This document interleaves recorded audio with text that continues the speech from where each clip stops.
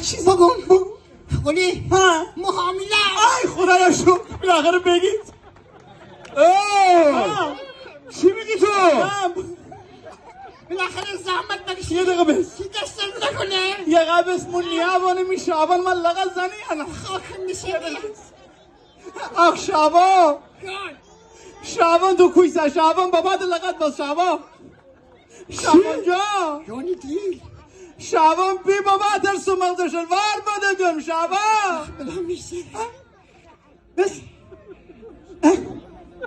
این دل واشه دنه اپرا این خو عدالک من قیمت تو شعبه والله بچه نداره؟ این واشه دنه میگه تو بچه نداری. یعنی تو خانی بگی من اولاد بانه که نه دنه برا دنه تخت ستی کلام بانه نزا.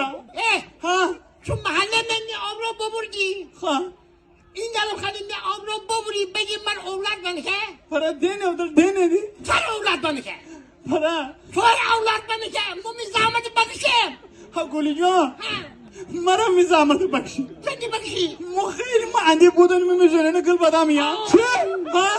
تو چی گفتی الان؟ نه نه رو باز رو واش کنه میزونه نکل هم واش آها برای زندگی زحمت میکشی؟ آها الان متوجه شدم. خیلی عالی. خب رعایت کنین دیگه. آره